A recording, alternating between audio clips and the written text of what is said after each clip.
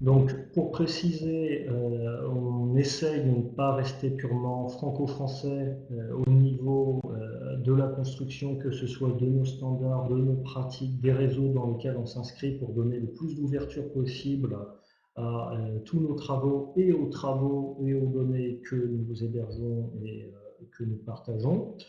C'est pourquoi, d'une part, on est très impliqué dans les réseaux nationaux, en particulier l'IFB, Phénome, qui eux-mêmes servent de point d'entrée à des réseaux internationaux, au niveau européen comme Elixir, ou au-delà comme la WIT Initiative. Donc, on a vraiment un gros travail autour de tout ce qui touche aux standards, toujours dans l'idée de reprendre les standards internationaux quand ils n'existent pas et de contribuer à leur construction quand ils n'existent pas.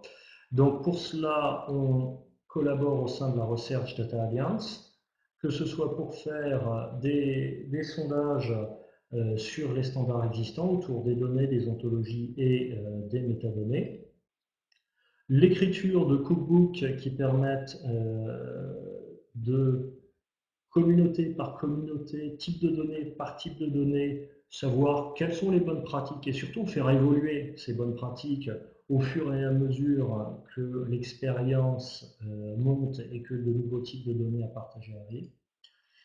Un gros travail autour, bien sûr, de l'identification des communautés nationales et internationales intéressées par ce travail. Et le challenge, c'est l'adoption de toutes ces recommandations par les communautés, que ce soit pour diffuser de simples ontologies, des standards, d'avoir une bonne balance entre la problématique de la généricité des bonnes pratiques et des standards et le fait qu'elles soient réellement utilisables, donc spécifiques, et comme je le disais, l'alignement avec les initiatives internationales. Donc un exemple de communauté avec lequel on est très avancé là-dessus, c'est la WTS, avec en particulier le WTS Cookbook qui est disponible sur le site wts.org. Donc le sujet du jour, c'est vraiment qu'on travaille beaucoup sur tout ce qui est flux de données avec les communautés espèces, que ce soit des communautés regroupées autour de projets d'investissement d'avenir comme BSS.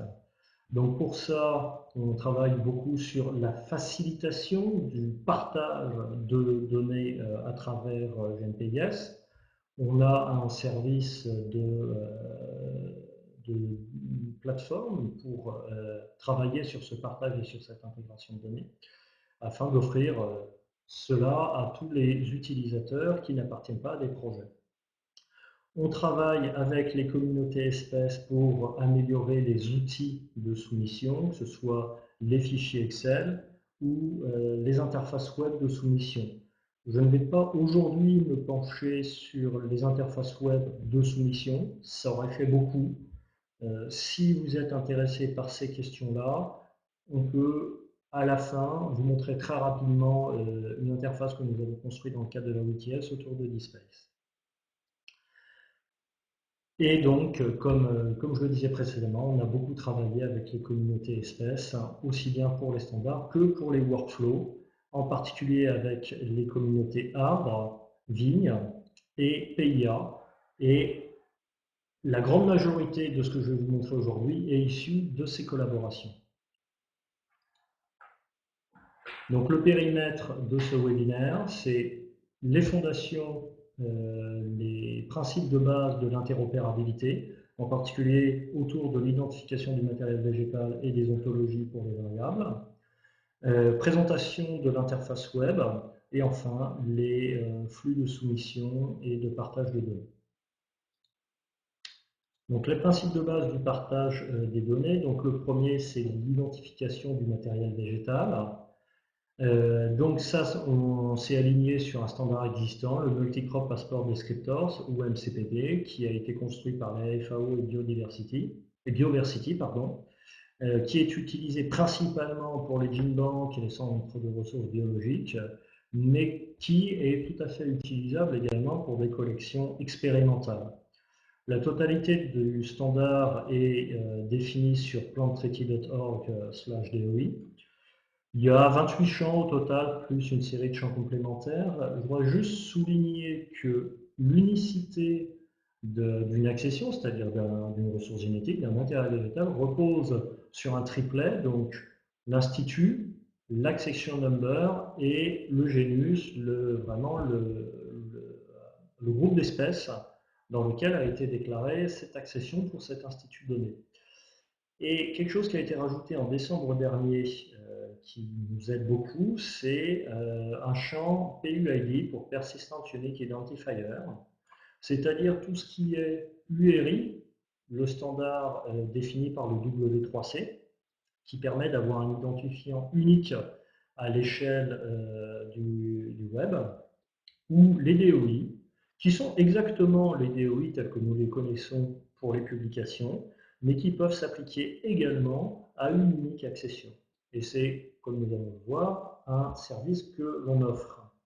À noter que le MCPD, par contre, ne descend pas jusqu'au niveau du lot, du clone, du sachet de graines.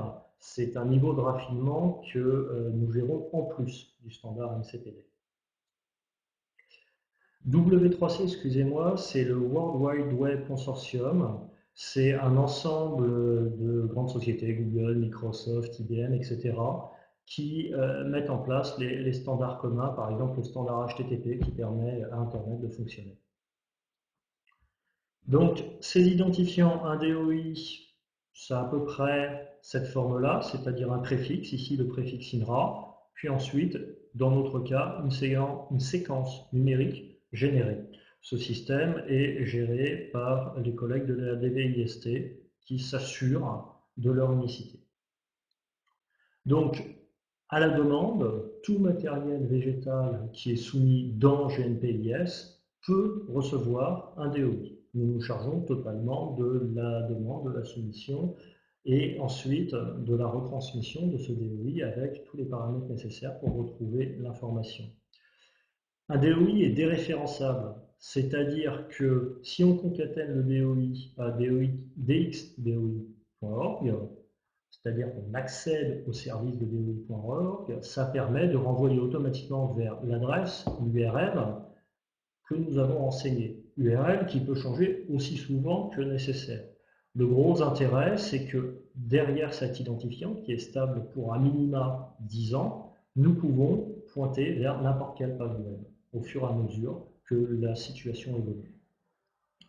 À noter également que nous pouvons avoir des DOI publics, donc avec des métadonnées disponibles publiquement sur le net, donc chez DOI.org, comme des DOI privés, c'est-à-dire que le numéro est réservé, mais aucune information n'est diffusée auprès de DOI.org.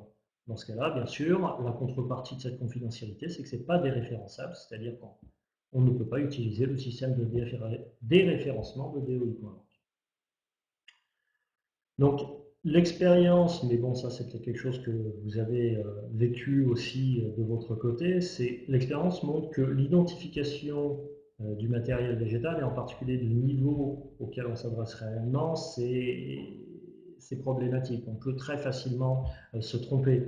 C'est-à-dire tout ce qui est identification, genre, espèce, sous-espèce, bon, ça va sans trop de soucis.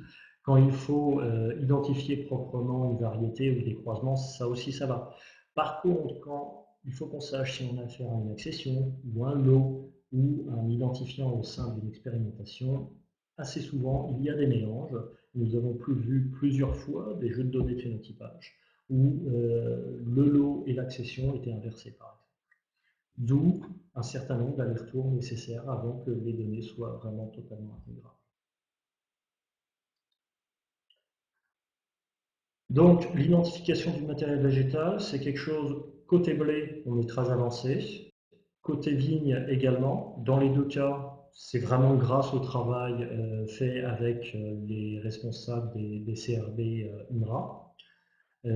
En particulier, il y a le travail fait avec Thierry Lacombe et Éric Duchesne autour de la vigne, qui a permis de faire un document qui explique de A à Z comment soumettre une donnée de phénotypage. C'est appliqué à la vigne, mais ça peut s'appliquer à d'autres espèces. Côté maïs, qui vous intéresse dans le cadre de BFF, sauf erreur de ma part, Il y a un workflow qui est en cours de raffinement entre les différents CRD, le moulon et en particulier en base de données Thalia et nous, afin de permettre un partage de la ressource génétique, de son identification et du DOI propre. C'est enfin un workflow qu'il faut construire également pour d'autres espèces. Alors, le deuxième volet important de l'interopérabilité, c'est donc les ontologies de traits de variables phénotypiques. Donc pour cela, on s'est aligné et on a contribué à un standard international donc qui est la CROP Ontology. Donc j'ai repris ici les slides de nos collègues de la CROP qui sont coordonnés par Elisabeth Arnaud. Donc la CROP Ontology, c'est un framework, vraiment un cadre qui dit comment créer des ontologies standards pour annoter les observations de phénotypage dans le cadre de la sélection variétale, du breeding. Donc il faut par contre bien voir que ce cadre fonctionne également pour des variables agronomiques et environnementales. Bien qu'il se donne un objectif officiel assez étroit, dans les faits, ça marche de manière beaucoup plus large. Donc, ici, un petit exemple, une donnée de phénotypage, c'est typiquement, on a notre facteur génotype, ensuite nos différentes variables, pH et pH2, la hauteur de la plante, la couleur du grain, et enfin le rendement. Donc tout ça, cette hauteur, cette couleur du grain, ce rendement, c'est ce sur quoi porte l'observation. Donc c'est le trait. La deuxième composante d'une variable phénotypique, c'est comment est-ce qu'on a observé ce trait. Typiquement, hauteur mesurée ici avec un mètre classique, la couleur du grain estimée visuellement, etc. Ou calculée avec la formule qui est précisée. Donc c'est la méthode. Et enfin, dernier aspect du triplet que forme une variable phénotypique dans le framework de la propre ontologie, c'est l'échelle. Échelle qui peut être une unité du système international, les centimètres, une échelle de notation avec l'explication de son critère de choix, note 1 short, note 2 médium entre 90 et 110 cm, etc., etc. Et donc, on a ainsi ce triplet qui doit être standardisé et formalisé. Alors, pour le formaliser, l'expérience, que ce soit côté crop ontologie ou côté URGI, a montré que donner à un biologiste qui est déjà débordé un outil du type OvoEdit protégé pour lui demander de faire une ontologie parfaite en respectant exactement le modèle d'annotation que l'on vient de décrire, c'était un peu illusoire. Donc, on s'oriente vers un format Excel, le Trade Dictionary Template, qui est disponible sur le site de la Crop Ontology, cropontology.org, j'y reviendrai juste après, et qui permet d'alimenter ce triplet variable par variable. Donc l'adresse URL du site Crop Ontology. Bien sûr, se pose la question, où est-ce qu'on stocke ces ontologies de variables une fois qu'elles ont été faites? Si elles sont publiques, et s'il n'y a pas de problème de doublon, elles peuvent tout à fait finir sur cropontologie.org. Pour nos collègues forestiers, c'est ce qu'ils ont décidé, et Elisabeth Arnaud est très contente de pouvoir intégrer de nouvelles espèces. S'il y a des conflits, typiquement, nous avons une ontologie blé INRA, il y a une ontologie blé CINIT, c'est celle du CINIT qui est disponible sur cropontology.org. C'est une obligation pour eux parce qu'ils sont financés par les CIGIS. Donc dans ce cas-là, nous n'avons pas mis l'ontologie blé de l'INRA sur cropontology.org, nous l'avons mis sur les deux autres repositories qui sont l'agroportal d'une part, et d'autre part, tout simplement GNPIS, où nous disposons d'une part d'un Git pour assurer tout le versionnement des fichiers Excel et pour donc avoir un workflow de soumission fluide, Git qui est public afin de permettre à tout un chacun de travailler au fur et à mesure sous la houlette du coordinateur de l'ontologie, et un portail d'ontologie intégré à Ephésis que je vous montrerai tout à l'heure. Git, c'est un système de suivi de version. On s'en sert à l'origine principalement pour le développement logiciel, mais s'il y a 3 ou 4 biologistes qui travaillent sur un même fichier Excel, c'est très pratique pour pouvoir ajouter au fur et à mesure toutes les modifications sans risque de perdre une version importante en cas d'erreur de manipulation. L'expérience montre qu'il y a toujours des erreurs de manipulation. Alors, j'ai rapidement parlé des aspects publics, privés pour l'ontologie. Le mieux, dans la mesure du possible, c'est quand même le plus tôt possible d'avoir ces ontologies en public. Dans le cas de la vigne, nous avons vécu quelques déboires parce que la dernière version de l'ontologie n'était pas publique le temps qu'elle soit correctement curée, donc il y a eu des erreurs d'annotation dans les fichiers de données. Plus tôt c'est ouvert, mieux c'est.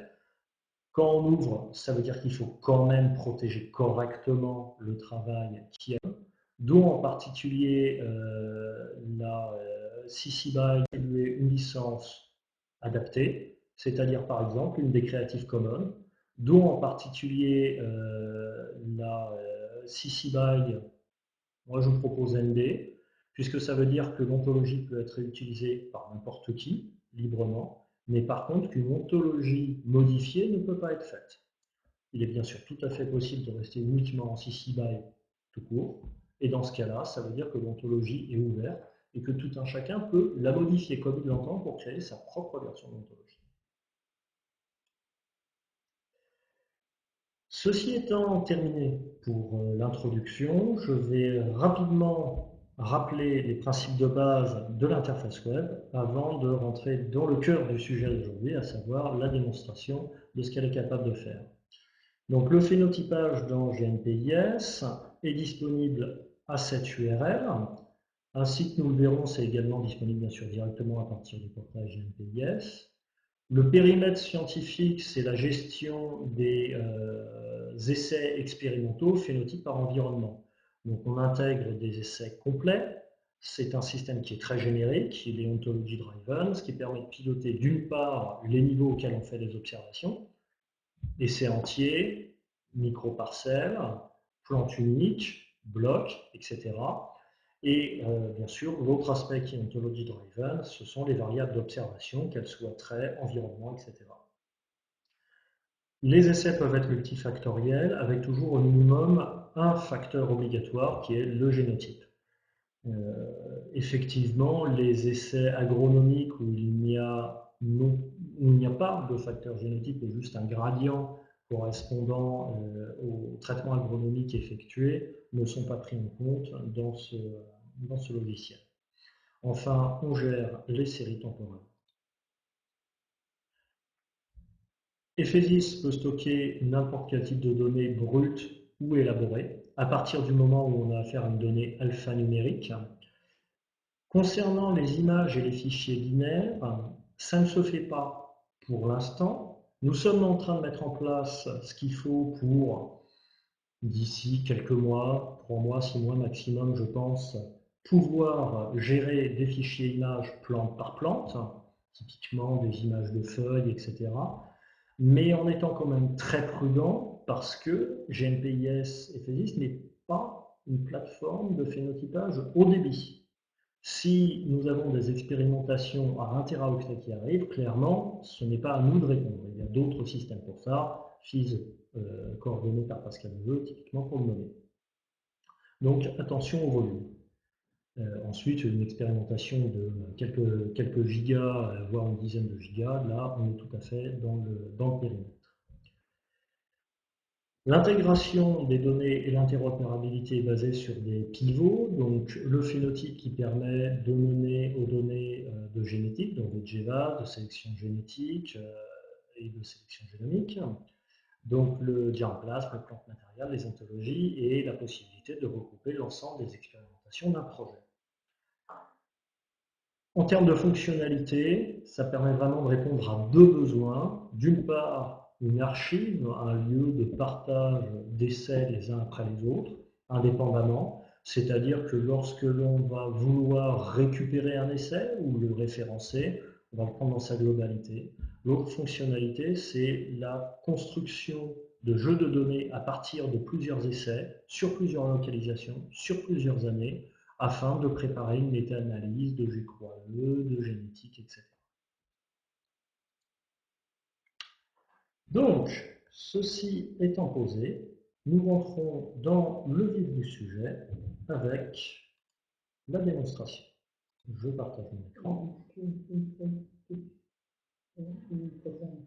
On peut faire une première série de questions maintenant, effectivement. Donc, si Michael me fait signe, c'est que je suppose qu'il y a eu énormément de questions sur le chat. Voilà, alors vous m'entendez?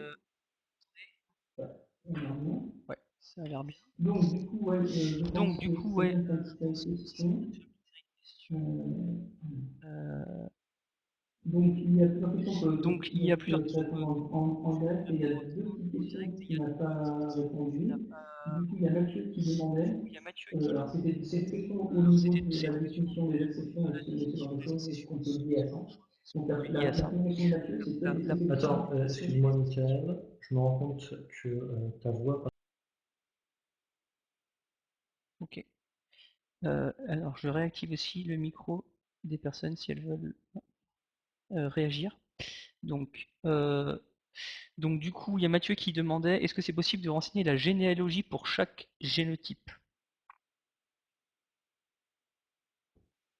Oui, la généalogie peut tout à fait être renseignée via un autre format de données que celui que je vais vous montrer, mais c'est une information que nous stockons et qui est disponible sur chaque fiche accession. Donc je note qu'il faudra que je vous montre la dite fiche accession. Ok, Et deuxième deuxième question, une question de David. Donc c'était sur quand tu as défini clairement ce qu'était une accession. Donc il a bien compris que l'accession c'était différent de la notion de l'eau, mais par contre il a du mal à comprendre la différence avec une variété. Il faut donc donner les subtilités de ce que c'est qu'une accession. Tout à fait, c'est pas une question simple. Donc je vais reprendre un exemple dans le cas du maïs, donc la lignée B73. Donc B73 est une variété qui est connue à l'international. Il y a ensuite l'utilisation de B73 à l'USDA, à l'INRA, et donc la dénomination de l'accession B73 à l'INRA, c'est B73 INRA, qui donc référence la variété en question. Enfin, le lot, c'est un sachet de graines de B73 INRA qui est maintenu au CRB de Montpellier, à Saint-Martin-de-Lynx, etc. Et ce sont donc des reproductions censément génétiquement stables et donc censément toujours en même accession, mais il peut y avoir des différences subtiles. Donc B73 INRA SMH 2011 pour dire que c'est le sachet de graines obtenu en 2011 à Saint-Martin-de-Lynx, etc., etc. Typiquement, une analyse génétique ou une expérimentation de phénotypage, la principale traçabilité, celle qui est le plus souvent manipulée, c'est au niveau de l'accession. Mais il faut qu'on puisse avoir l'information de l'eau, parce que s'il y a une incohérence, il est particulièrement important de pouvoir revenir sur l'information de quel est ce lot pour pouvoir comprendre un comportement atypique et anormal. Est-ce que j'ai répondu à l'interrogation?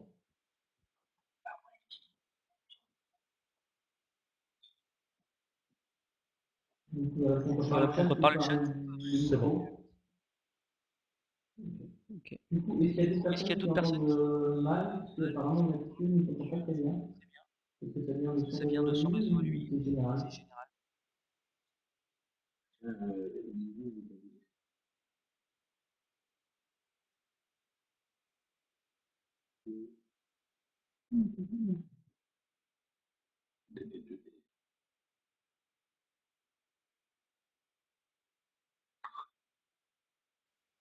D'accord. Donc, Mathieu, enfin, on voulait savoir si Mathieu était le seul qui avait malheureusement un problème réseau En fait, ou j'entends. si les autres vous arriviez à l'entendre correctement. Oui, oui, on t'entend. Ouais, en fait, du coup, on vous entend, mais c'est très lointain. D'accord. C'est compréhensible malgré tout? Ouais, on est trop autour du micro, c'est pas facile, mais on essaye. Voilà. En articulant bien, ça va. D'accord. Je prends note d'essayer de parler Ouais, merci. moins vite et en forçant un petit peu. Ouais. Pas de problème. Ah, on passe à l'interface. Nous avons terminé pour la séance de questions. Y a-t-il un autre point que vous souhaitez soulever avant la suite? Oui. Sandrine a perdu la présentation, oui, mais c'est bon, elle est revenue normalement. C'est normal que la présentation ne soit plus visible. J'ai basculé en mode partage d'écran afin de vous montrer l'interface web pour la suite du séminaire.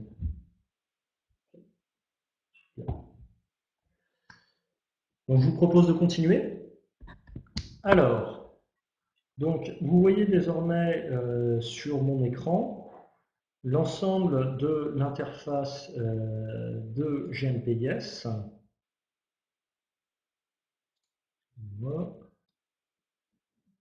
Voilà, très bien. Donc l'ensemble de l'interface de GNPIS avec donc la possibilité de faire une recherche full text Google-like sur l'ensemble de notre système, ce qui permet d'avoir une visibilité un peu transversale sur les types de données disponibles, les espèces sur lesquelles nous avons des données, etc. Ou, et on va tout de suite y aller, avoir accès à l'application de phénotypage, donc à Ephesis. Alors, dans cette application, il y a deux choses qui peuvent vous intéresser. Le premier, le plus rapide, c'est Phenotyping Ontologies, qui donc sert de portail ontologie pour l'ensemble de celles que nous hébergeons et que nous utilisons dans notre système d'information. Donc voilà, il y a rien de très particulier là-dessus en termes d'interface. On retrouve les caractéristiques de la crop ontology avec pour la Vitis-Trait ontology par exemple la classe phénologie, le trait bud break et on ne voit pas ah, vous ne voyez pas? Ah zut. Ouais, on ne voit pas dans le public. Alors attendez. Est-ce que vous voyez à nouveau? Là, c'est mieux. C'est bon? D'accord. Donc je reprends, désolé. Alors, donc, partie du portail donc de la page d'accueil de GNPIS. Vous avez la possibilité de faire une recherche full text, donc dans cet exemple ici avec Yield, ce qui permet d'avoir une vue globale des données publiques disponibles dans le système, que ce soit en expérimentation, les différentes espèces sur lesquelles nous avons des données, etc. Cela permet donc, à travers chacun de ces résultats, d'accéder, dans cet exemple, à GNPIS Ephesis, ou directement, via le menu ici, d'accéder, une fois de plus, donc à GNPIS Ephesis. Dans cette interface web, il y a deux choses qui peuvent vous intéresser, dans la section Queries, ici, les ontologies et l'experimental data. Les ontologies, en fait, c'est la totalité des ontologies que nous utilisons dans notre système d'information et que nous partageons via notre Git. On y retrouve donc les principes de la crop ontology. Donc, ici, pour l'ontologie Vitis-Trait ontology, la classe phénologie, le trait budBreak et la variable budBreakDate avec ces paramètres donc synonymes. Et bon, dans ce cas précis, pas grand-chose de plus, cette ontologie étant en cours de remise à jour. Côté ensuite experimental data, c'est là qu'on va pouvoir vraiment accéder aux données. Donc ce formulaire de recherche est basé sur trois onglets. Donc l'onglet génotype qui permet de régler tous les paramètres de matériel végétal. L'onglet variable qui reprend le portail ontologie et qui donne la possibilité de rechercher facilement, par exemple, tout ce qui touche au rendement ou tout ce qui touche au grain, et ce, à travers toutes les ontologies. Et bien sûr, pour chacune de ces ontologies, avoir la possibilité de sélectionner la variable qui nous intéresse. Donc là, dans cet exemple, on a demandé à s'intéresser à tout ce qui touche au bud break. À noter que, étant donné qu'on a choisi ici une variable de ligne, cela a un impact direct sur les autres onglets, et donc seul le genus vitis est désormais disponible. Par contre, si on décoche, que l'on remet à 0, on constate qu'on a à nouveau accès à l'ensemble des genres disponibles dans le système. Enfin, l'onglet trial permet d'accéder aux différentes métadonnées de base des essais, donc nom, number, la campagne de phénotypage, c'est-à-dire en fait l'année. Pourquoi pas simplement appeler l'année? C'est parce que ça peut être une moyenne sur plusieurs années, ou dans le cas de plantes annuelles, ça peut être 2012-2013 par exemple, pour dire qu'on a eu affaire à un semis d'automne. Il y a également les datasets qui permettent d'accéder, par exemple, à un jeu de données complet, comme l'INRAS Small Grain Seven Network, sur lequel a été attaché un DOI qui arrive directement sur cette page. Vous voyez ici, je copie-colle dans les métadonnées de l'essai de DOI, et directement en le déréférençant depuis dxdoi.org, excusez-moi, j'ai peut-être été un petit peu vite. Vous voyez là dxdoi.org, donc je sors de GPIS, et avec cela, je reviens donc sur cette page de résultats.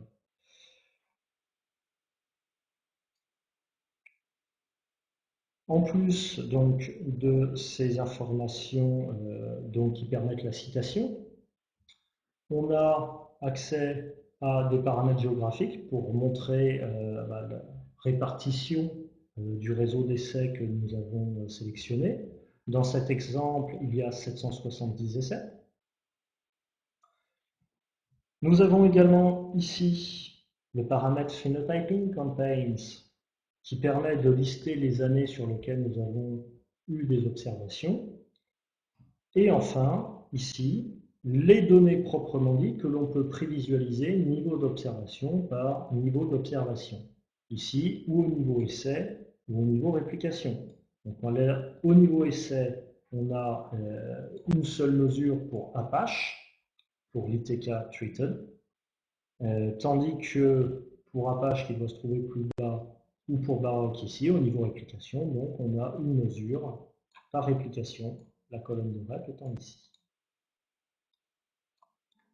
À noter bien sûr que la campagne de phénotypage est présente dans cette colonne-là et que nous avons la possibilité d'ajuster ce filtre pour ne choisir que les années qui nous intéressent.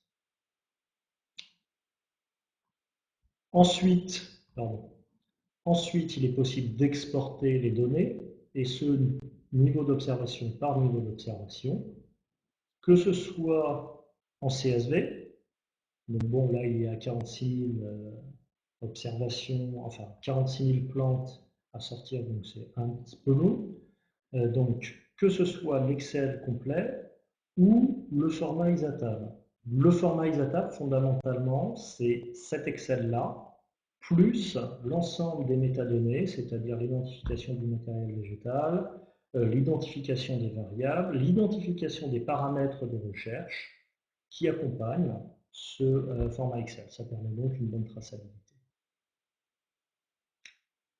Alors, je risque d'avoir été en fait un petit peu ambitieux en demandant directement à sortir 46 000.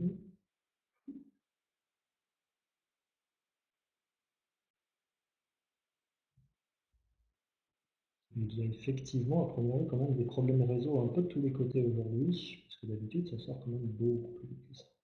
Bon, tant pis. Je continue la suite de ma présentation. Je vous montrerai un export sur quelque chose de plus court. Donc, pour vous montrer un petit peu le type de questions auxquelles on peut répondre avec cette interface, la première, c'est par exemple l'évolution du rendement du blé en France depuis 2000. Pour ça,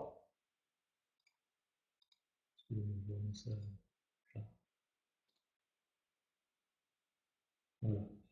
Donc, je choisis mon Triticum, c'est extrêmement bon.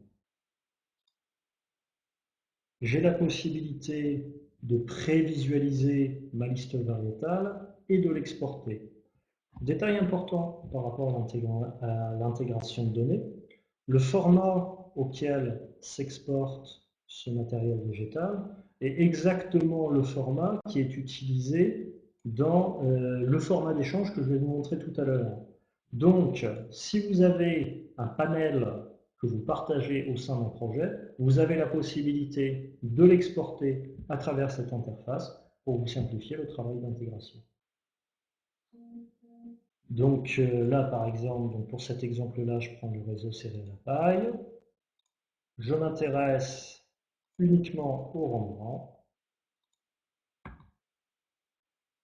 Et j'ai donc le retour sur la page de résultats que nous avons vu tout à l'heure, avec donc plus que 38 000 résultats au lieu des 46 000. Maintenant, l'étape suivante, c'est de rajouter quelques composants du rendement et des notations maladie sur le dataset que nous avons choisi ici. Nous avons vu là que seul le rendement a été sélectionné. On retourne sur le formulaire et on rajoute, par exemple, les notations septo, fusariose.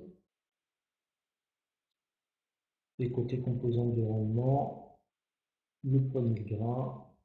Et bon, on pourrait choisir plus de paramètres si je le souhaitais. À noter que nous avons ici un rappel des paramètres de recherche. Donc, Triticum, et la liste des identifiants de variables, ce qui n'est pas forcément super parlant, je vous l'accorde, mais qui permet au moins de savoir que l'on sait restreindre ce côté-là. Et l'on peut voir ici donc le poids de 1000 grains au niveau de la moyenne d'essai et au niveau des reps.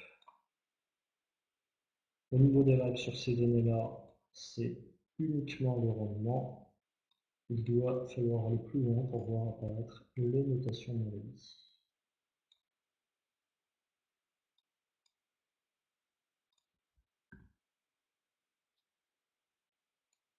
Bon, il faut tomber dessus, les données sont un petit peu parcellaires.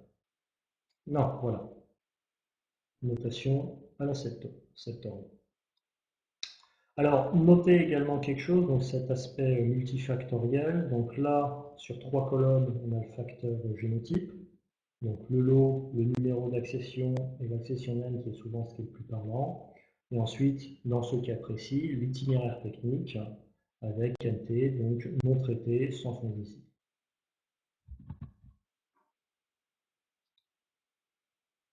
Donc, l'autre type d'étude qui peut être fait à partir de cela, c'est par exemple de vouloir récupérer des données pour pouvoir faire une analyse du changement climatique, en s'intéressant aux données de phénologie.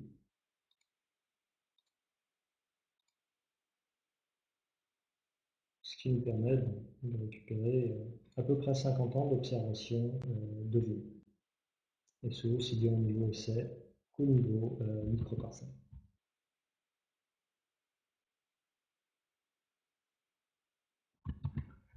Il y a autre chose que je voudrais vous montrer à cette occasion par rapport aux capacités du système d'ontologie, c'est que donc là, on s'intéresse par exemple au bud break ou à la floraison, la date de floraison, et que nous avons deux méthodes de mesure, ou la floraison de 50% des plantes dans la microparcelle, ou la mi-floraison par rapport au chasselas. Mais les deux variables, différenciées uniquement par leur méthode de mesure, se rapportent au même trait, à savoir la floraison.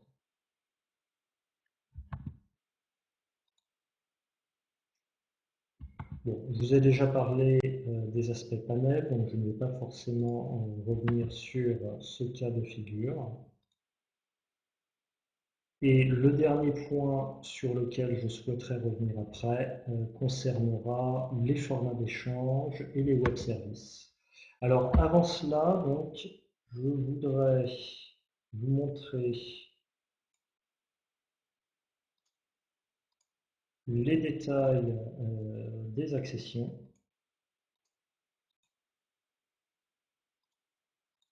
Et donc la fiche accession. Je voudrais essayer d'en trouver une belle, donc il me semble que mes collègues forestiers ont des choses assez sympathiques.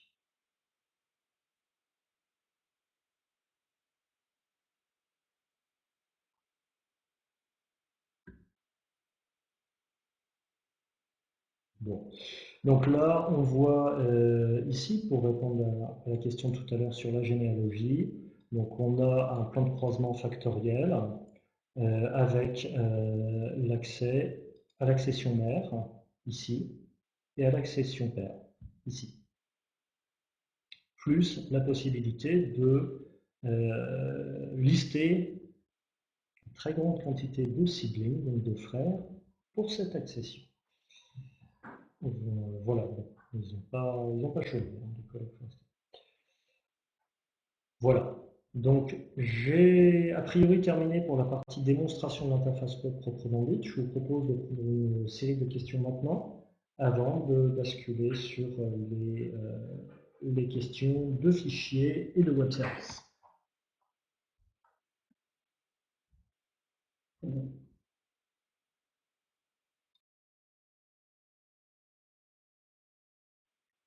Voilà, donc merci Cyril, j'ai remis les micros. Donc on a en effet deux questions de Mathieu. La première c'est est-ce que c'est possible de mettre des images en ontologie? Donc alors peut-être que du coup Mathieu tu pourrais préciser un peu ce que tu voulais savoir entre images, enfin, c'est le lien ontologie image, j'ai l'impression. J'ai remis le micro, hein.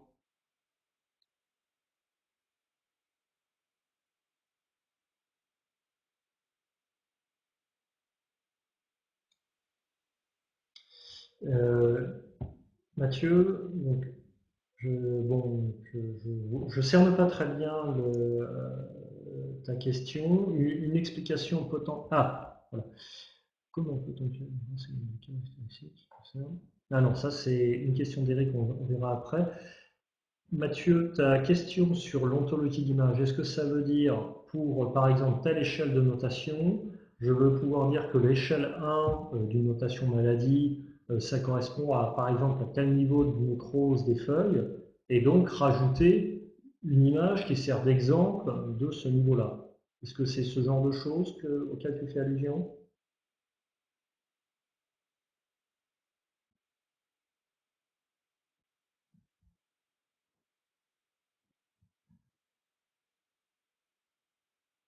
Mathieu, est-ce que tu m'as entendu ou pas du tout? Est-ce que vous m'entendez? Vous m'entendez là? Oui, Ah d'accord. Là, ça y est, vous oui, là, m'entendez. cette fois-ci, on t'entend. Du coup, en fait, ce qu'il y a, c'est que nous, sur nos, c'est pas du tout ça, nous, l'image. C'est pas une image pour expliquer la méthode, c'est vraiment une image sur chaque génotype au champ. En fait, ce qu'on fait souvent dans le projet, c'est Oui. on peut aussi avoir un phénotypage de coupe histologique et que ce soit de ces trois espèces du projet BFF. Et donc, ça pourrait être intéressant aussi de pouvoir rentrer pour chaque observation au champ, pour chaque récolte, une image en plus de la quantification d'image. Vous voyez? D'accord, ok, c'est bon, j'ai compris. Donc, c'est pas géré à travers les Non. ontologies. Donc ça, c'est le premier point. Et donc là, c'est effectivement une demande qu'on sent frémir depuis quelque temps, qui là est en train de se concrétiser pour d'autres projets, et où on nous demande de pouvoir, pour chaque plante dans une expérience, pouvoir stocker un certain nombre Oui. d'images. Donc ça, techniquement, c'est pas très compliqué. On commence les développements d'ici un mois ou deux, si tout se passe bien et si nos priorités nous permettent de le faire. Et c'est quelque chose qu'on a l'intention de faire. D'accord. Par contre, je veux bien souligner que avant de se lancer dans l'intégration d'images dans GNPIS et FESIS, il faut que l'on détermine ensemble le volume de ces images. Si pour l'ensemble du projet BFF, il y a 4 gigas, 10 gigas d'images, ça va aller. Non, Par contre, une fois de plus, s'il y a 1 Tera, 2 Tera, 3 Tera, là, voilà, il y a une problématique de coût de stockage qui est pas négligeable. d'accord. Il faudra peut-être qu'on en reparle alors, oui. Oui, le plus simple, effectivement, c'est que nous en discutions ensemble pendant une heure pour qu'au moins tu me précises pour qu'on puisse faire un petit calcul d'estimation du volume attendu sur Ok, l'année, sur le projet, pardon. Et puis ensuite, armé de cela, euh, je regarderai ce qu'on peut faire en fonction des budgets de fonctionnement prévus dans BFF et de la manière dont ça s'intègre dans le dispositif data center.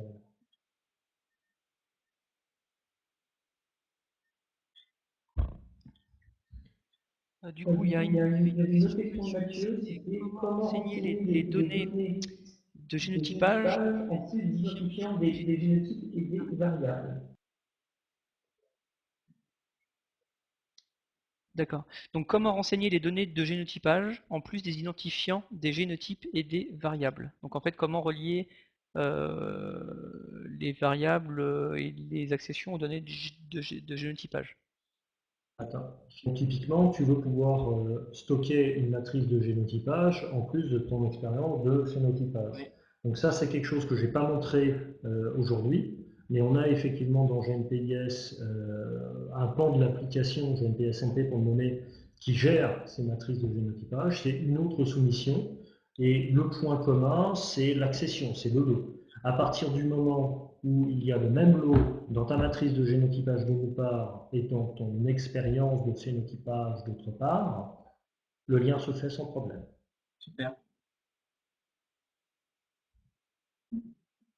Donc, on a On a après après une une question question d'Eric qui était comment peut-on renseigner des caractéristiques qui concernent la plante entière, matière sèche ou spectre NIR? Alors, concernant le NIR, là, ce qu'on a commencé à faire suite aux discussions, un petit peu avec David, également avec les collègues forestiers, et j'en ai un petit peu parlé avec Pierre Roumet aussi, c'est de pouvoir, pour chaque plante dans un dispositif expérimental, affecter non pas une image, mais un fichier. Ce fichier étant le stockage texte du spectre NIRS. Donc ça va vous permettre d'avoir l'information de NIRS proprement dite. Ensuite, sur l'aspect des caractéristiques qui concernent la plante entière, ce que l'on est capable de faire actuellement, donc typiquement la matière sèche,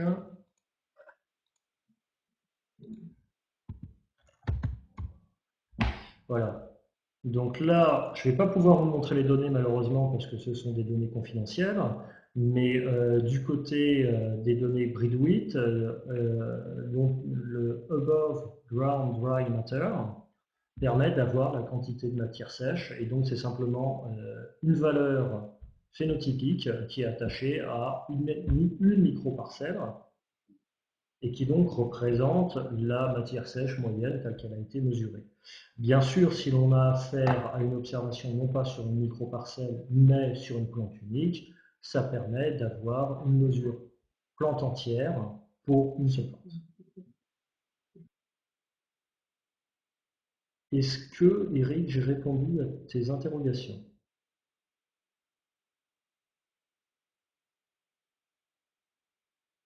Parfait. et Et du du coup, coup, il y il y avait une avait une remarque remarque de de Maryse. On pourrait, au même titre que l'accession number, avoir une image montrant l'identité du génotype. Oui, ça, je pense que c'est déjà le cas. Je vais te laisser donner le détail. Alors, l'accession number, c'est vraiment l'identification de ton accession, de ton matériel végétal.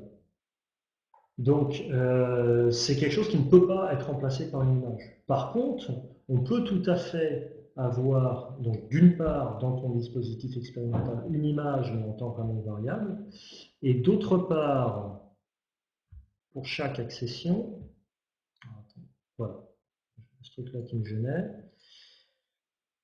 Et donc, il est également possible d'accéder à des fiches accession où il y a des images, ce qui me semble être le cas des accessions doublées, par exemple. Là, il faudra que j'ai le coup de chance de tomber sur une où il y en a. J'ai pas de chance. Oui, c'est vrai.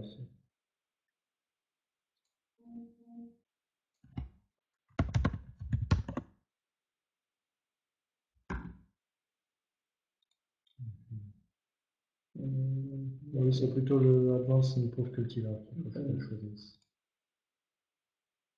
Voilà. Donc vous voyez sur mon écran qu'il est possible, dans une fiche accession, de renseigner une ou plusieurs images. Il me semble qu'il est possible d'en mettre 2, 3 à peu près. Non, pas encore. D'accord. Donc il est possible de mettre au moins une image, ce qui est en plus du niveau expérimental, bien sûr, où là, il n'y a aucune limitation sur le nombre d'images que l'on peut attacher à chaque plante. En tout cas, pas d'autres limitations, une fois de plus, que le volume.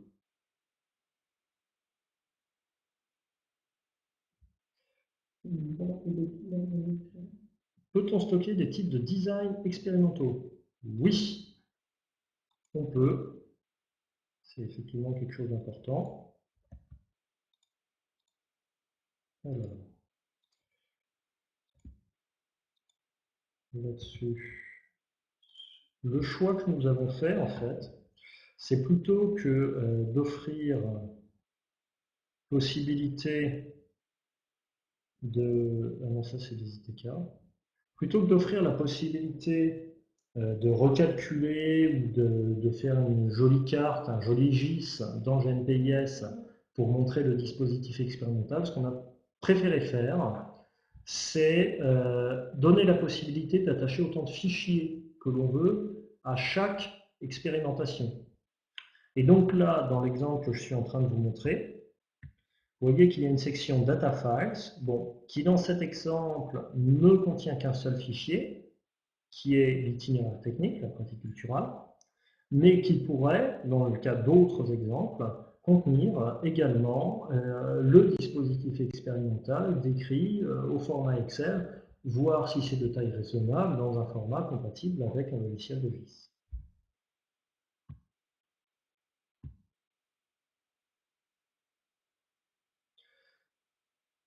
Je vois une question de Maryse concernant la possibilité de créer de nouvelles variables.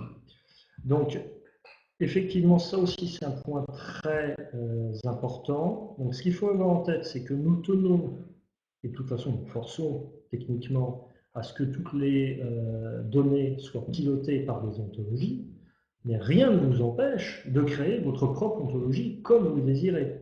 C'est ce que l'on a fait, par exemple, pour le réseau céréales à paille, où il a été beaucoup plus rentable de créer une petite ontologie à une quinzaine de termes pour ce réseau expérimental, plutôt que de mettre tous les efforts nécessaires pour aligner ces données avec les ontologies développées dans le cadre de BlueFit.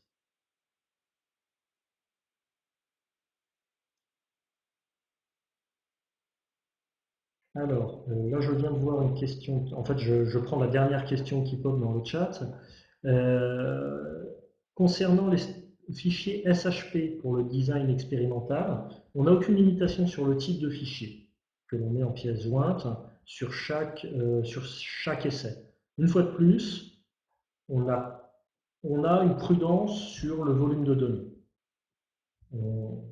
C'est très simple, si chaque projet arrive avec une cinquantaine d'essais qui chacun font 50 gigas plus 30 gigas de fichiers attachés, on va vite se retrouver à devoir stocker 20, 30, 40 téraoctets de données. Et là, pour l'instant, en tout cas, on n'est pas dimensionné pour.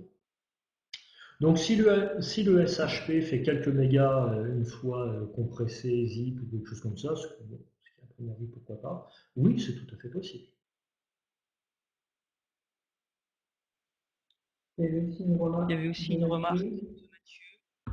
Sur l'efficace, c'est aussi de renseigner l'ensemble des infos reçues des unités expérimentales, validation, puis un certificat température en vrai. Sous forme de fichier joint, il n'y a aucune limitation sur le format. Si vous avez l'habitude de suivre les pratiques culturales de vos UE selon un certain format, vous le prenez tel qu'il est, donc une sortie d'AgriPlane ou d'un autre Agri-étoile. Ça passe très bien.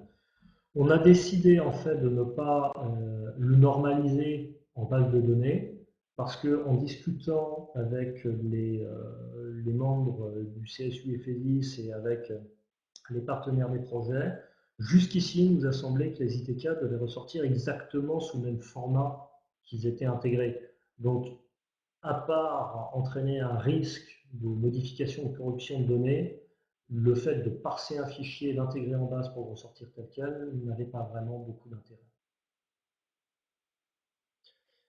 Et ok, alors il y a une question de David. Mais les données sont stockées en relation avec le dispositif expérimental, valeur dans la parcelle 1 du bloc 1 de la REP 1. Oui, tout à fait.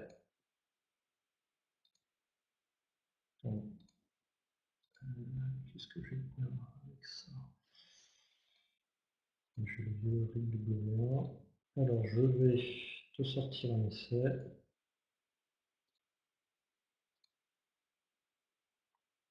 Voilà. Ici, typiquement, dans cet essai de ligne, on voit que la première ligne correspond aux données sur l'accession 005E qui se trouve dans le bloc 1, le bloc incomplet 6, la parcelle 26210, le rang 12, la souche 2.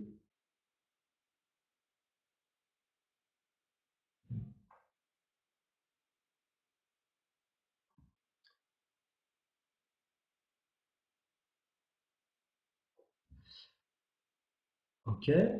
Alors, question de Maryse, peut-on mettre des données et pouvoir les mettre à jour? Détection d'erreur. Ah, très bonne question. Là, je vais peut-être d'abord vous montrer les fichiers d'échange. Maryse garde cette question de côté. Je vais d'abord vous montrer les fichiers, sinon je risque de vous perdre un petit peu. Y a-t-il une autre question concernant ce que je vous ai montré jusqu'ici, qui aurait été un peu perdue dans le chat pour l'instant? D'accord. Moi, j'aurais une dernière question, c'est Mathieu. Bon. Oui.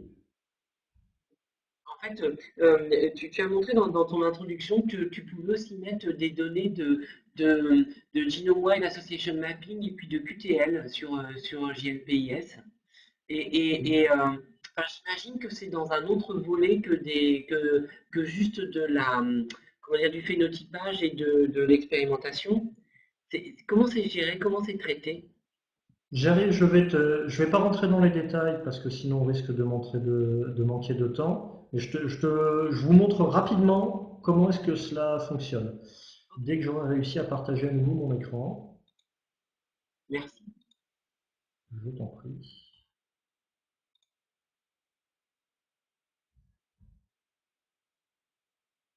Bon. Ok. Donc, là, pour les besoins de l'exemple, je vais partir directement de l'application qui charge tout ce qui est génétique d'association. Qui arrive, donc qui a été développé dans le cadre du projet GNPASSO, qui est disponible sur le portail dans le menu de gauche Association, ce qui est assez logique. Donc, je vais vous faire un exemple de maïs, donc avec les données de Boucher 2013. Où on peut donc sélectionner des traits, qui sont les traits provenant des ontologies que je vous ai montré côté phénotypage. La possibilité de sélectionner par panel, donc la bouchée, la possibilité de filtrer par marqueur, et par Genomic Ranch.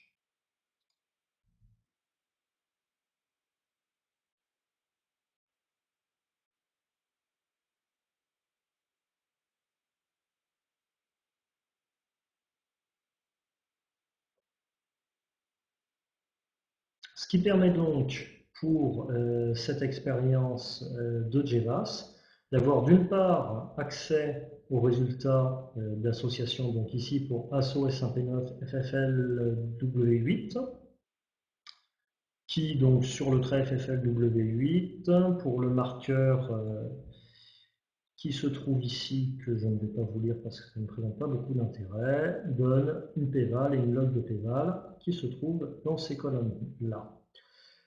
Ce qui est intéressant, bien sûr, c'est qu'en plus de ces données d'association, on peut stocker les données de phénotypage qui sont prévisualisées ici et que l'on peut retrouver ensuite à l'autre bout côté ephésis.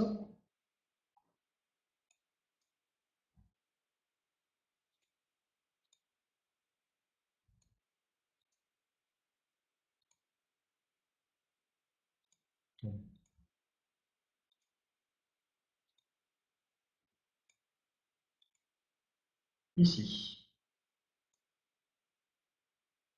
Et donc avec les capacités géographiques, etc.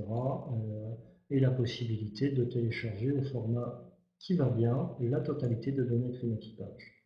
À savoir qu'en plus du phénotypage, on a également accès aux données de génotypage qui sont stockées également dans GMP-SMP. Voilà. Ai-je rapidement donné quelques pistes par rapport à ton interrogation, Mathieu? Oui, ça répond bien à ma question. Parfait. Mais Cyril, oui, c'est ça, mais en fait, Oui. est-ce qu'il y a un lien entre le fichier, ah oui, si, tu nous l'as montré, oui, il y a un lien entre la manip et la détection QTN, ouais. Tout à fait. Ok. Tout à fait. Alors, Est-ce là, que tu viens de parler de détection de je suis désolée. Tu disais aussi que tu avais du multi-caractère et du multi-année et du QTN par environnement. Mais donc, est-ce que c'est possible ça ne, je ne sais pas si je vais être clair dans ma question, mais en fait, toutes ces données, il y a pas derrière quelque chose qui va faire le traitement. L'analyse, c'est juste Non, non, stocker non. les résultats. Exactement. C'est stocké, filtré, c'est-à-dire être capable de dire que tu t'intéresses aux données qui se trouvent donc un bloc nord, un bloc sud pour avoir un peu de variabilité environnementale. Peut-être que d'ici un an, nous rajouterons la possibilité de filtrer sur les valeurs de certaines variables. Mais en même temps, vu que c'est quelque chose qui peut être fait dans les outils d'analyse et que de toute façon, la philosophie de GNPS, c'est de ressortir les données pour analyse, bon, on le fera si on a le temps et que ça ne coûte pas trop cher. D'accord. Merci. Je t'en prie. Y a-t-il une autre question concernant l'interface web? Non? Ok. Donc je passe à l'étape suivante,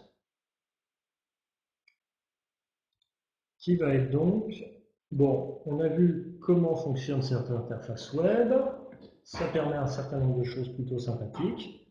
Maintenant, comment est-ce qu'on rentre les données?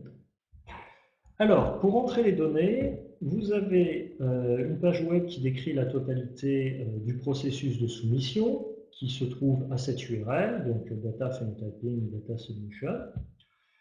Donc, comme je l'avais évoqué rapidement en introduction, je vous recommande vraiment de lire le fichier flux infovigne, fichier que j'ai également mis dans l'interface de formation,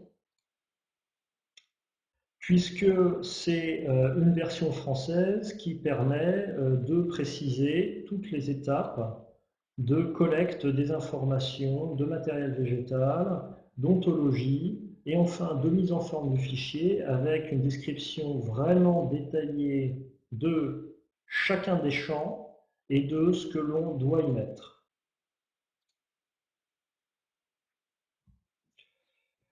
En ce qui concerne le format d'échange, donc on a décidé d'utiliser un format Excel, bon, simplement parce que ça permet facilement aux biologistes de revenir dessus pour expertiser et vérifier qu'ils trouvent bien dans le fichier les informations qui sont pertinentes pour eux et que c'est raisonnablement aisé à informatiser.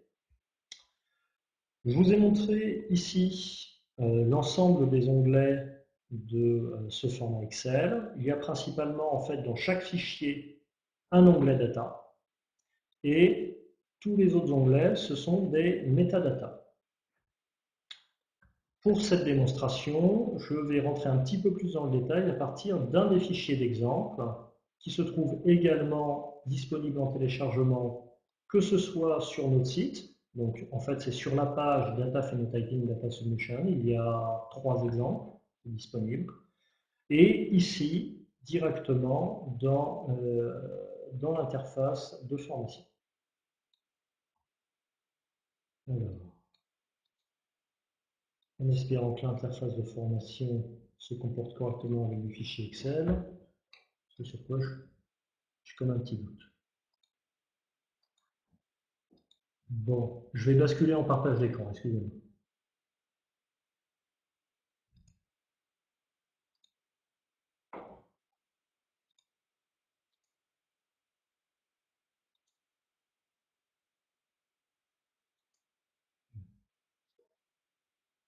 Ok. Donc voici le fichier Excel, là en l'occurrence donc pour un exemple de vigne, avec ici donc l'onglet trial qui permet de donner le nom, le code.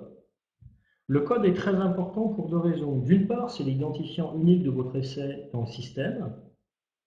D'autre part, c'est ça qui va vous permettre de faire des mises à jour de données. Typiquement, ici, si j'ai les données de la campagne de phénotypage 1976, qui est renseignée dans cette colonne, et que je veux ensuite rajouter les données de 77, je fais simplement un deuxième fichier qui contient exactement le même trial code, et ça va me permettre de rajouter ces données.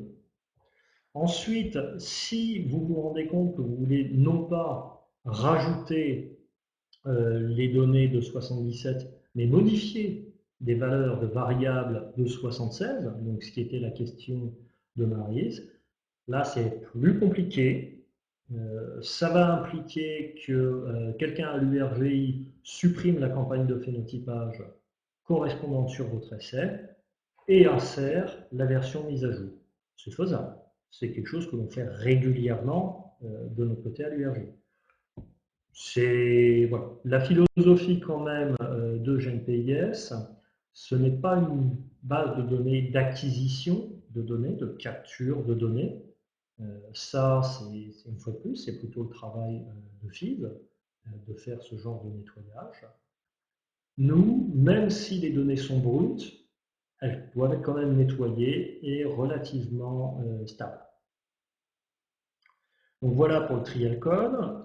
Donc les dates de début et de fin de l'essai et la campagne de phénotypage qui va permettre de stocker l'année principalement à laquelle a été fait l'essai. Notez également qu'il y a ici un X et Y, j'y reviendrai après. Les informations de site, donc avec une unicité qui est liée au site name. Donc là, c'est simplement le nom de la ville. Mais si vous aviez vous aussi un réseau expérimental à Bergheim, mais 5 km plus loin que celui de la vigne, et que vous vouliez rentrer donc une latitude et une longitude différentes, il faudra dans ce cas-là que vous fassiez un site name qui soit Bergheim-BFF par exemple.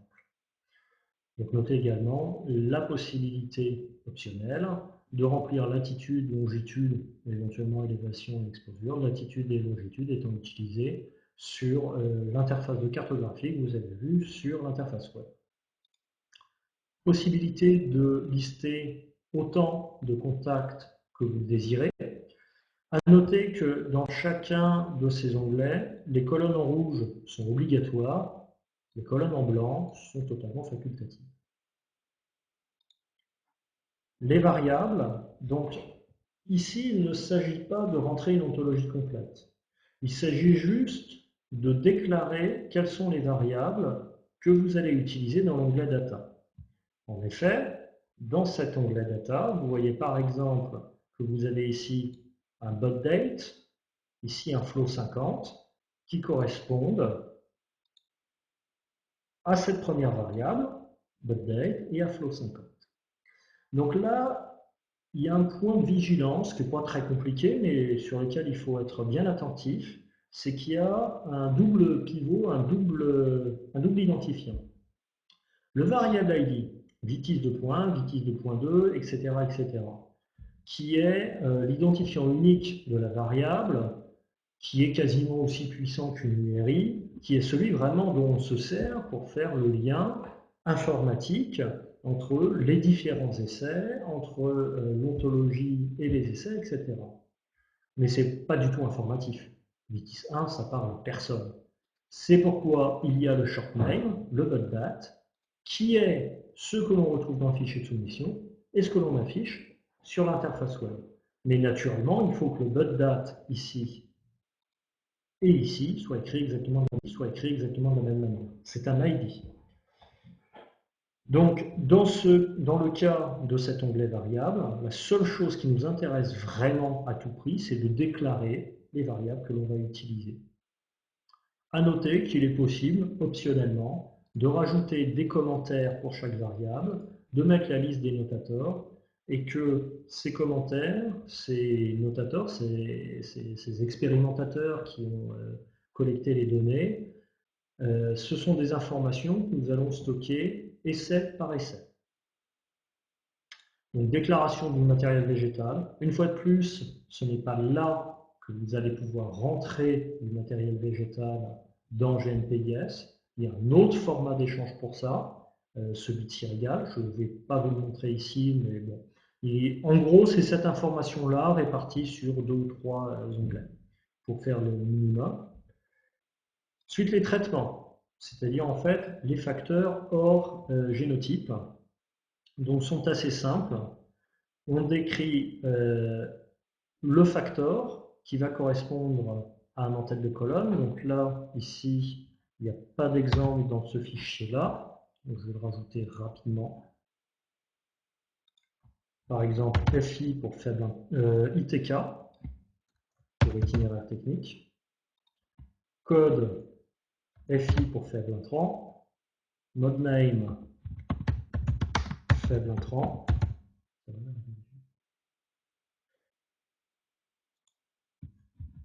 La même pour nitrogène, donc ajout d'engrais.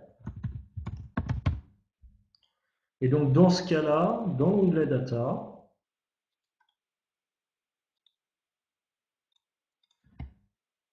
l'en-tête de colonne ITK va être pris dans la colonne factor et les valeurs de la variable ITK sont prises dans mode.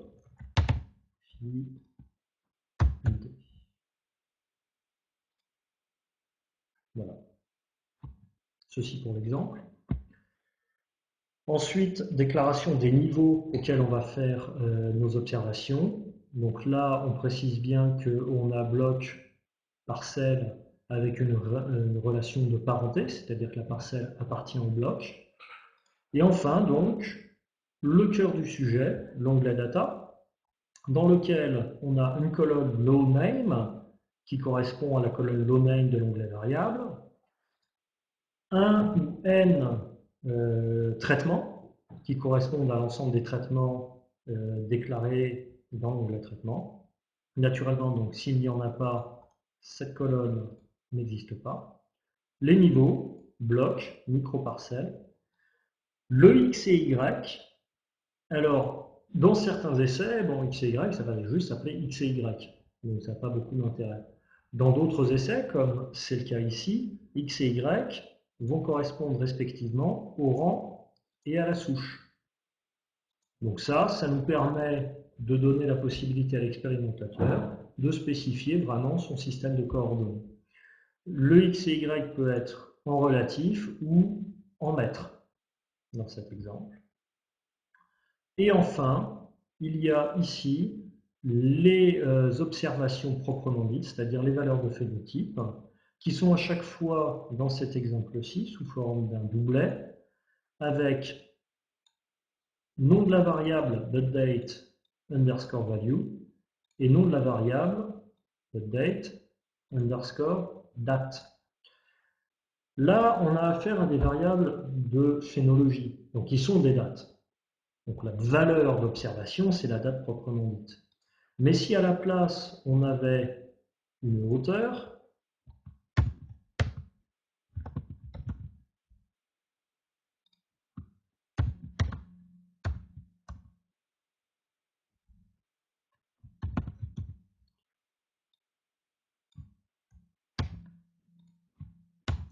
nous aurions dans ce cas-là une première colonne pour la valeur de la variable et une deuxième colonne pour les dates à laquelle ces variables ont été observées.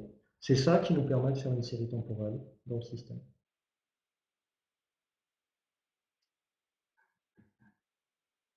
Voilà pour rapidement, c'est une overview de ce qu'on peut faire avec le format d'échange.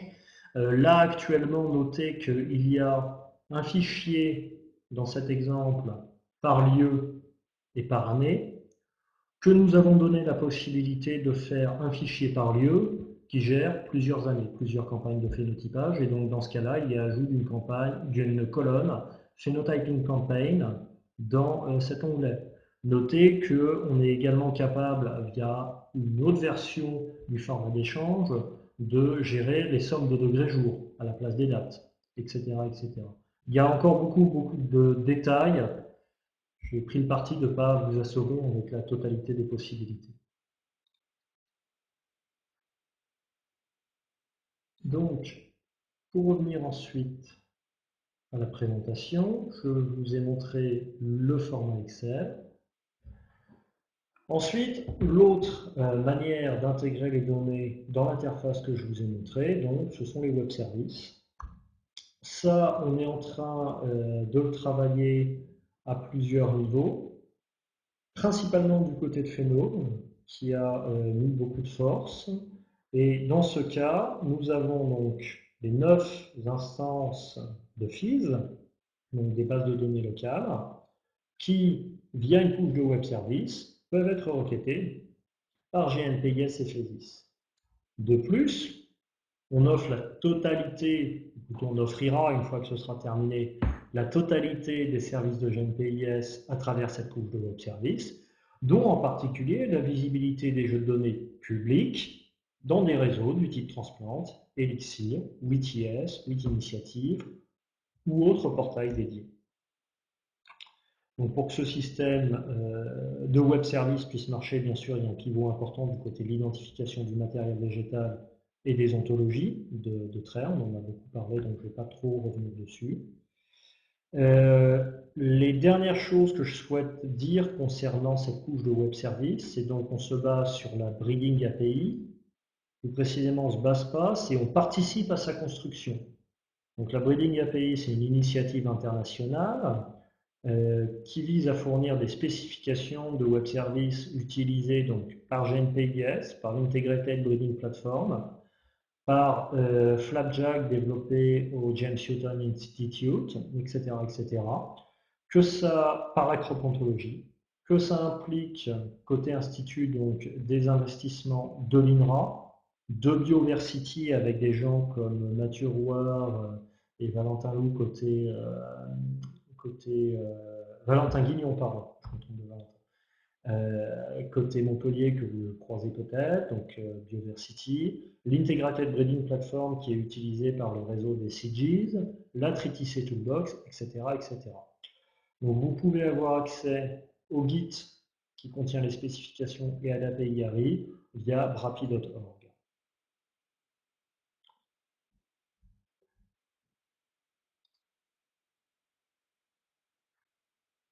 Dans le cadre de Phénome, parmi tous les calls que propose la Breeding API, on se focalise aujourd'hui sur les aspects germplasme, observation de variables, study, qui permettent de faire du data discovery, c'est-à-dire en fait, non pas la possibilité d'accéder au tableau de données que je vous ai montré, mais de pouvoir pointer vers une archive zip ou une instance FIS contenant ces données.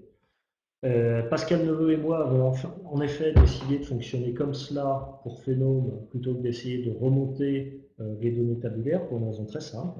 C'est qu'en analysant de plus près ce qu'il y avait dans FIS, on s'est rendu compte que c'était des choses très compliquées, avec des séries temporelles qui se croisaient dans tous les sens, et qu'il y avait déjà tellement d'efforts qui étaient faits pour représenter et pouvoir manipuler ça proprement côté fil, que ça n'avait pas beaucoup d'intérêt de reproduire et de dupliquer ces efforts côté GNPI SFSS. Et donc, c'est également cette approche qui est faite dans le cadre de l'infrastructure Elixir, et plus précisément du projet XR.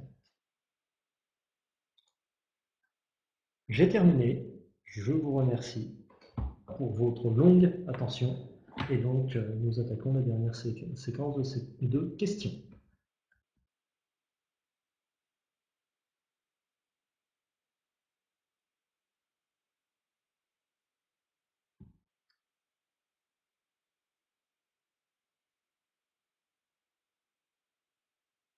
Vous êtes toujours là ou commencez un petit peu à fatiguer? Du coup, Ouais, j'ai si on une est question toujours là. de Marie, sur la mise à jour des données. Je pense avoir donné pas mal d'éléments lorsque j'ai en dire montré le format, lorsque j'ai montré le trial code. Maryse, est-ce que cela répond à tes interrogations ou y a-t-il des points que tu souhaiterais que je précise?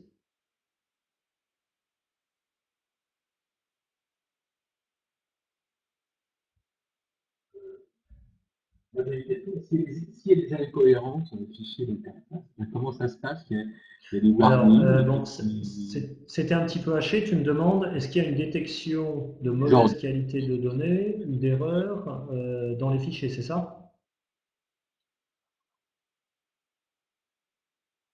grosso modo, du genre erreur d'incohérence entre Oui, bien sûr. déclaration des Ça, variables ça, et les ça, données ça qu'il y a bloque dedans, ou des trucs comme ça, par immédiatement exemple. à l'insertion. Grosso modo.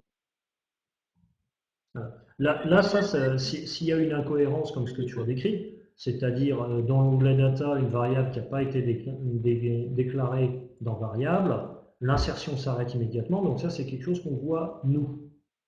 Par contre, vous, lorsque vous nous confiez le fichier pour qu'on insère, vous n'avez pas de moyen direct de le voir. Donc c'est pour ça qu'on est en train de travailler sur une interface qui va permettre de détecter ce type d'erreur dès la soumission des fichiers. C'est un chantier de longue haleine. Je ne vais pas vous dire qu'il va être là dans 6 mois parce que voilà, ça va prendre du temps. Donc dans l'état actuel des choses, la manière de fonctionner par rapport à toutes les communautés, c'est vous nous confiez les fichiers, on les teste et on revient vers vous. Et il y a un certain nombre d'allers-retours pour raffiner le formatage et s'assurer qu'il soit correctement fait. Point important, dans le cas d'un certain nombre de PIA, et je ne sais pas si c'est le cas dans le cadre de BFF, mais par exemple dans le Amazing c'est le cas, Biogema, et en particulier Frédéric Sapet de Biogema, se charge de la mise en forme des données. Donc, il connaît très bien les formats, il connaît très bien les points de vigilance. Donc, si vous avez un partenariat avec Biogema dans le cadre de BFF, c'est une piste à surveiller de près.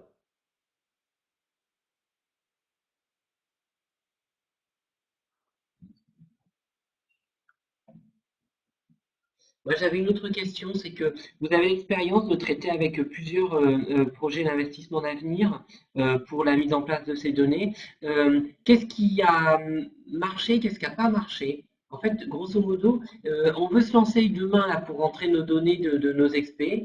Toi, est-ce que tu as des conseils? Est-ce qu'il faut qu'on qu'on marine un peu dans notre jus pendant des mois avant de s'en sortir, ou est-ce qu'il vaut mieux qu'on aille te voir en disant bah, on s'y met, montre-nous en détail, on a tel jeu de données, ou Alors, concrètement, comment est-ce qu'on fait pour d'expérience, démarrer? que ce Et soit dans les démarrer bien. PIA, dans les autres communautés avec la vigne, le plus problématique, ce qui a toujours demandé le plus d'allers-retours, c'est les ressources génétiques.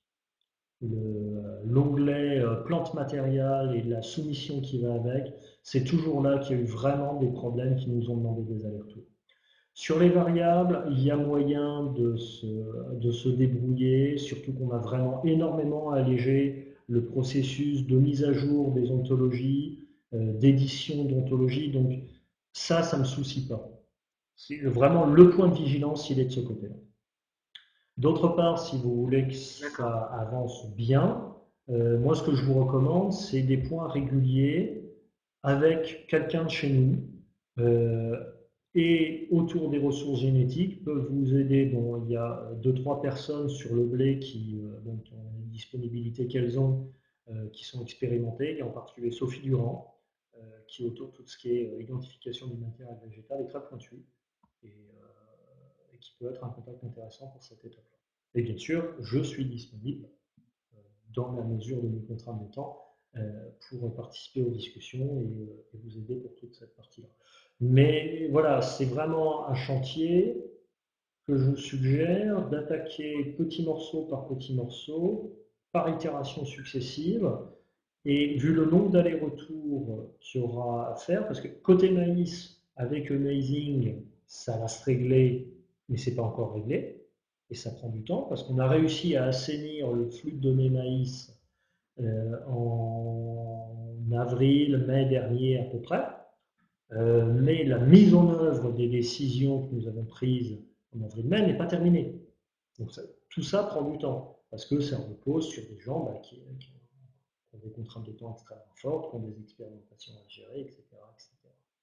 Donc voilà, c'est quelque chose à ne pas négliger et à attaquer le plus tôt possible pour que vous soyez tranquille.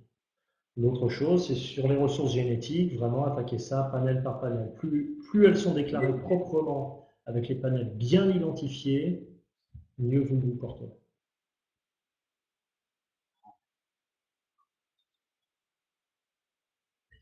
Voilà, c'est une remarque. Enfin, il y a des éléments de cohérence entre les partenaires du réseau, du PIA Oui, tout à ou fait. autres, Oui, pour rentrer les données. il faut qu'il y ait. La première chose, c'est que au niveau du réseau de ressources génétiques, il faut qu'il y ait une personne qui ait autorité pour centraliser la donnée de ressources génétiques, la curer ou coordonner sa curation, et pour dire, bon, ben, ça c'est bon, ça c'est pas bon, il faut qu'on pense collectivement à le reprendre. Mais voilà, côté ligne, ça marche très bien parce qu'il y a le CRB de Vassal qui est bien. Côté blé, entre François Valfourier et Gravilier jusqu'à récemment, ça marchait vraiment bien aussi pour ces mêmes raisons. Côté maïs, il y a eu un petit flottement, en particulier depuis un départ récent. Mais voilà, maintenant c'est en train de se recentrer avec Cyril Bolland qui s'occupe de centraliser, de s'assurer que toutes les données sont là et qu'elles sont raisonnablement propres. Voilà. C'est-à-dire, c'est votre Exactement. référent, par exemple, Nous, pour on a besoin Amazing, d'un c'est Cyril référent Bolland. extérieur, espèce Ils par envoient espèce. ces données. Ou groupe d'espèces ou communauté, mais voilà. Dans le cadre de BFF, donc vous, c'est Sorgho qui va aller dans la base du CIRAD et Miscanthus qui va aller dans GNPIS, si j'ai bonne mémoire, c'est cela.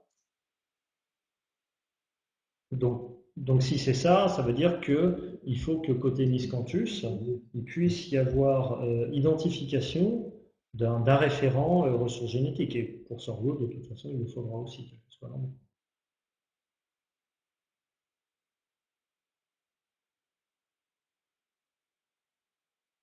Il y a des réactions dans le chat à propos de. Attends.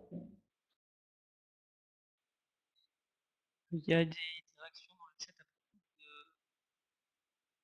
donc des réactions dans le chat à propos du lien entre Eric, si Galaxy tu et veux donner un petit peu GNPIS. plus d'informations sur les Donc Eric a bien dit qu'on directives devait sur faire ce lesquels tu lien-là. travailles avant que je rebondisse Moi j'ai dit peut-être, que ou pour tu me le diras l'instant comme ce tu veux. lien il ne fonctionne que pour les données de séquence.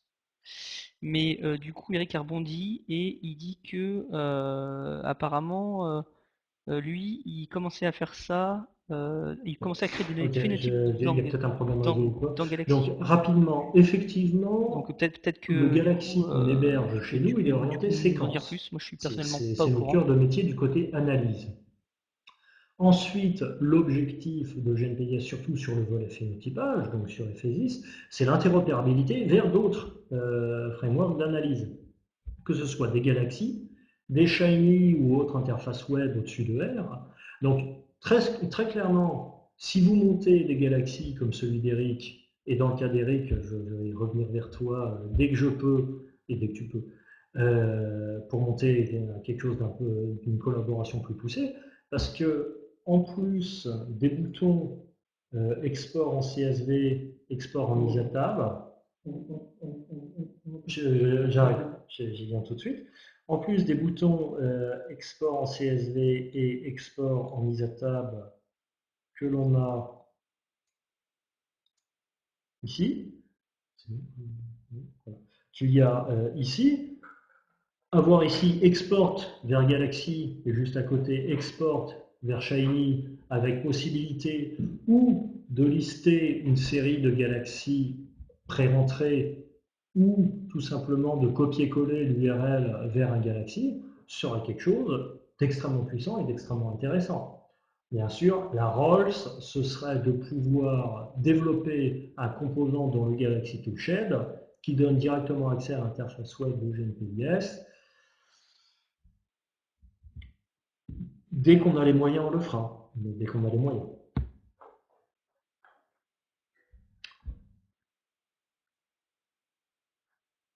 Donc, du coup, Eric a dit que une instance.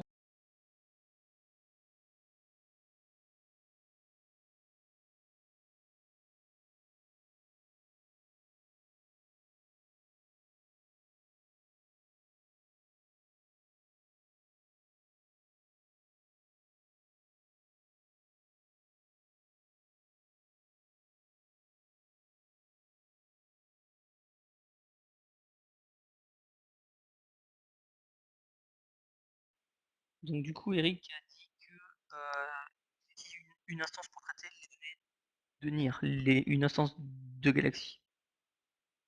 Voilà. Sinon, il y a Virginie qui demande comment est le lien entre les séquences et Galaxy.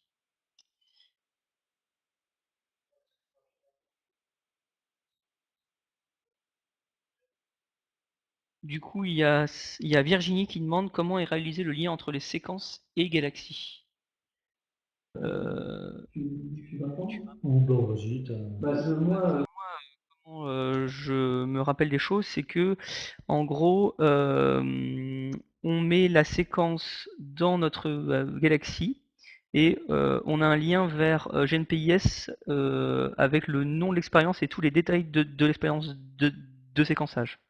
Donc en effet, c'est un lien qui est assez, voilà, c'est plutôt on utilise GNPS plutôt comme des métadonnées, on va dire, qui décrivent comment a été obtenu le séquençage et ce genre de choses.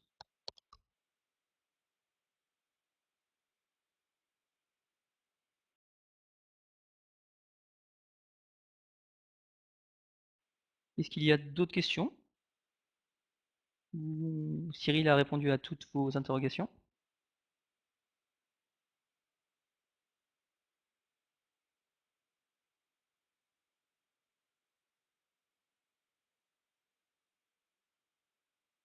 Ah, Maryse a une question. Sur Miscanthus, le phénotypage champ est en grande partie réalisé via l'UE de Mons. Et donc du coup, elle donne le nom de l'équivalent. Ça serait Stéphanie Arnaud. Donc on le note.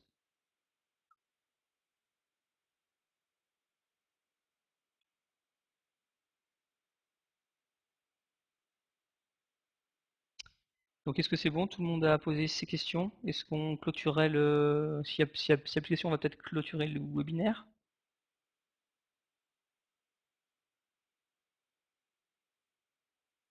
Bon, bah très bien. Donc du coup, merci à tous. Donc du coup, comme l'a dit Cyril, on va générer justement, voilà, bah, c'est ça, c'est la question.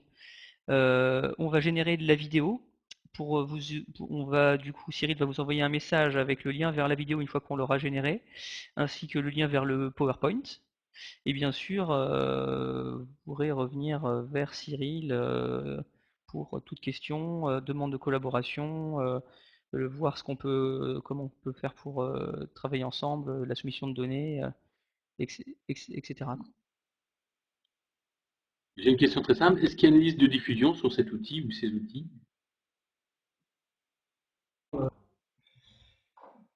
Alors, il y a la liste Ephésis, nous sommes en train d'y repenser. Ça peut peut-être tout simplement. On a une liste URGI, non? Non, qui est pas. Ok. On fait le point sur comment est-ce qu'on anime le collectif autour de Jean Pugliese et Ephésis lundi prochain. Je note qu'il y a de l'intérêt pour cette liste de diffusion et je vous y inscris dès qu'on sait exactement ce que l'on fait.